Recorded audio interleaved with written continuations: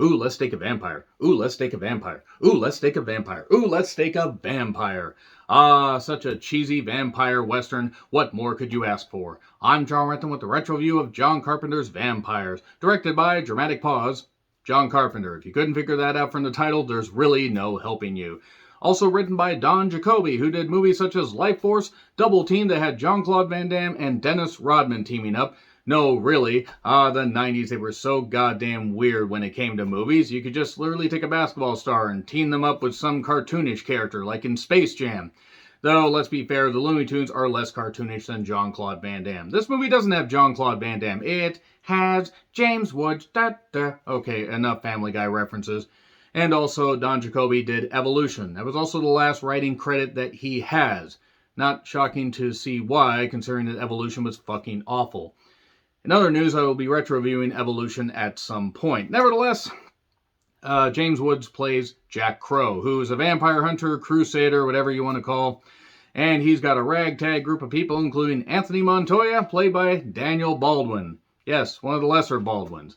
While not the worst actor in the world, the Baldwin family, besides Alec, really, it just drops off dramatically as far as like any other. I mean, Billy Baldwin, I guess, is okay. The whole point is the Baldwin family gets a lot more appreciation than a family of talentless hacks really should get. I mean, Alec is way up here and everybody else is way down here. Also, there's Cheryl Lee, which just sounds like the most southern name ever, playing a woman named Katrina, who factors into this whole story. And there's also Thomas Ian Griffith as a vampire master named Valek. Not Valek the Vile Deceiver from The Conjuring 2 and The Nun, and also The Nun 2. Why they're doing the second one, I don't know. And it has Maximilian Schell in it. No, really, they got him for this. Apparently he owed John Carpenter a favor or was bored and says, fuck it, I'll do this. I don't care. My career is just set in stone. And there you go. We have a ragtag group of people, vampire hunters that are hunting people in New Mexico. They kill some people, or rather some undead people, and then they're celebrating, and then they get besieged by the Master, played by Thomas Ian Griffith, and his ragtag group of goons. And then James Woods and Daniel Baldwin have Katrina, played by Cheryl Lee. These three must band together and basically, fight back against the Master before he gets this cross that could give him the power to walk in the sun. So basically, John Carpenter describes this more as a Western than a horror movie. I would call it a horror Western. I also remember seeing this back when it first came out in theaters, and even watched it a number of years later. And even watched it as recently as about, 10 years ago or so. And I remember liking it more than I did upon rewatching it. And I don't know if it's just because the movie hasn't aged all that well. I don't know if it's because it sort of reminds me a bit of Ghosts of Mars, but just with slightly better writing, which is not saying much because Ghosts of Mars has really shitty writing. This movie's kind of bad. It's also overly long. It could have been 90 minutes and you wouldn't have missed shit if they had cut certain things out. There's some cool vampire dealies, vampire powers being used, and a cool, a little bit of a twist, a little bit of a tweak on the whole vampire thing.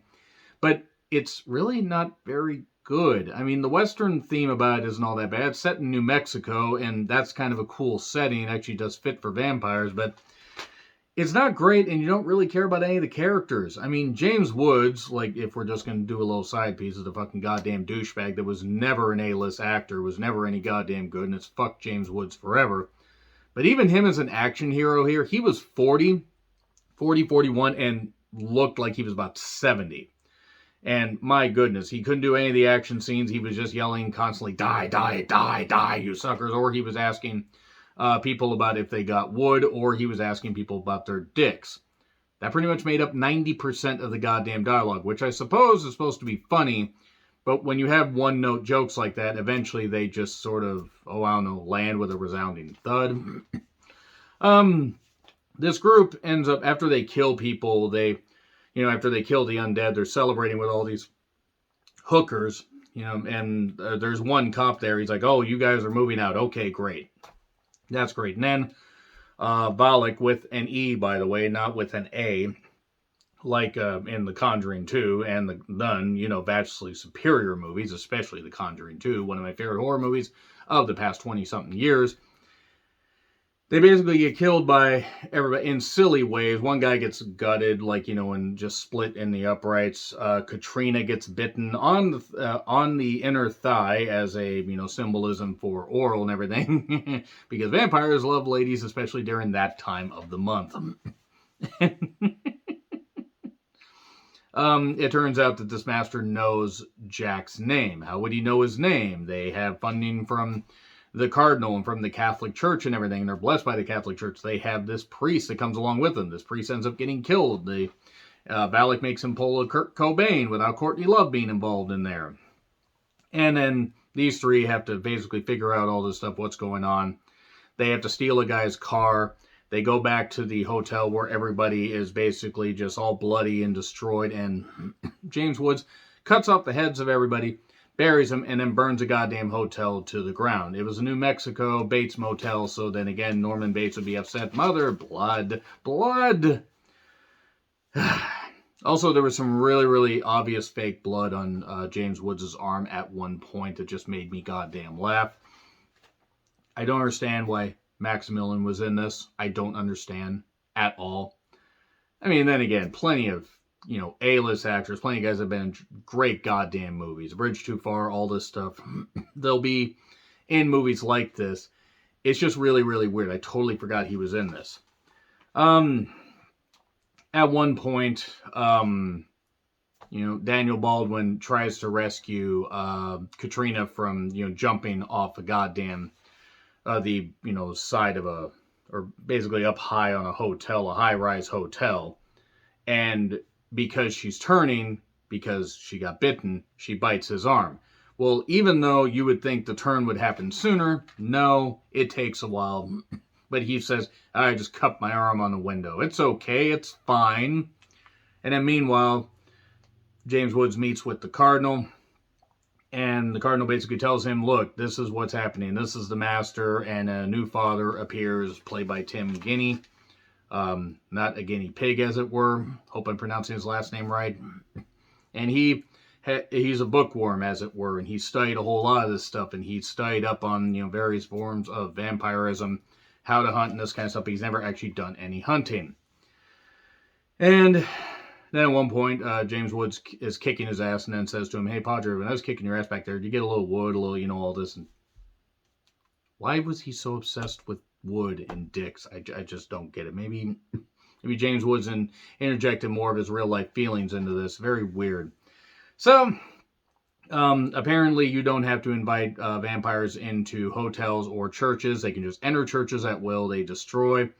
They look for this black cross, that will help complete a ritual, because Valek was actually born in 1311, died in 1340 or so, and was burned at the stake because he was a priest that turned his back on the Catholic Church, and they did an exorcism that was inverse exorcism.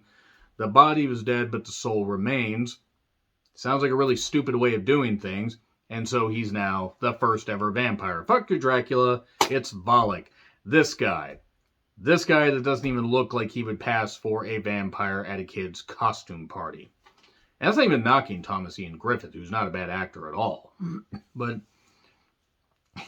at one point, we get, just before Daniel Baldwin reveals that he cut his arm on the window, because she bit him, he punches her. Great way to treat your women right there. I'm shocked that James Woods didn't abuse her. Oh, James Woods did abuse her a little bit later, because James Woods is kind of known for doing that. If you know, you know. And especially abusing younger women, because much like anybody else that thinks like him, he's a fucking creep when it comes to women. So yeah, after they find the cross and everything, it becomes obvious, oh no, Valek is going to do all these terrible, terrible things. And since he has the cross, he's holed up in this town of Santiago. And there's a final showdown. It looks like this western town from the 1850s that had never actually advanced past there's gold in them there hills, or you would die of dysentery if you stopped for more than 5 minutes in it. So it's the biggest nest they've ever seen in this little old prison that looked like it was straight out of a western. Again, the western theme isn't the worst idea in the world. There's just not very good execution here, and it's also stretched the fuck out. So as Katrina's turning, as Daniel Baldwin is turning, they keep dragging vampires out, and apparently these vampires, even though they get set on fire, if they get in the sunlight, they decide to stupidly put road flares on their goddamn arms and on their body. Bad design flaw, because maybe they were sun activated road flares. They're like, oh no, we shouldn't have done this. What's the horrible design flaw? So the Padre decides to, Tim Guinea rather, decides to basically be used as the bait. He's like, hey, I got to join in. I got to do this stuff. And then he ends up they end up all getting separated, because you got to keep them separated. Hey. And, well, Baldwin and Lee go off. She bites him, and she's all covered in blood, and he shoots a gun and cauterizes his wound. Meanwhile, Valek is going to complete the ritual. But you need somebody religious to complete it. And who will it be? Oh, it's Cardinal Alba. Wow, shocking. The one other big name actor in this is actually the villain. Ow.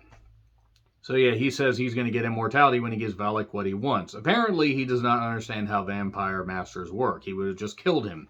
That's okay, because the Padre kills him. You got nobody else to complete the ritual. I just shot him with a shotgun from far away, and there you go. You'll complete the ritual. No! And then he holds a torch up to James Woods' nuts. Says, come on, Padre, my nuts are on fire. Again, obsessed with nuts. And then Daniel Baldwin drives through, shoots a crossbow at a crossbow that's been used before by James Woods' character. Gets the cross attached, pulls him off of that because he needed to be sacrificed, crucified, and his blood drained to complete the ritual. And now the sun's starting to come up. They free him, and Padre frees him by using an axe and then throws the axe away. Yeah, you don't want a weapon like an axe to, get in the way of you trying to do vampire slaying with your depleted gun supply. But nevertheless, these vampires that apparently can't get to these buildings that are literally 50 feet away are all frying it. Oh, God, why do we put road flares in our goddamn costumes? We're stupid. And then James Woods uses the cross that's on a little spike to kill Thomas Ian Griffith, but you can't kill me. And then there's some conveniently loose boards there. He knocks a column out of the way. And then Thomas Ian Griffith, even though he's mostly out of the sun, fries anyway. Not the best camera work. Not James Woods' best role, but then again, there's not really a long list for that when he's most known for being a running joke on Family Guy. And a noted piece of shit, but nevertheless, this movie's kind of bad. And then everybody survives, well, except Daniel Baldwin and Cheryl Lee. He's turning, but they're going to go to Mexico. And Jack lets him go, but says, I will end up coming to kill you. You could have killed him right there, but you decided not to. Maybe we were hooking it up for a sequel, except John Bon Jovi was in the sequel, because he was the one that returned their calls. And let's be honest, he actually did better than James Woods, which isn't that hard to do. Yeah, not exactly the best goddamn movie. John Carpenter's work started to kind of taper off a little bit in the 90s and early 2000s.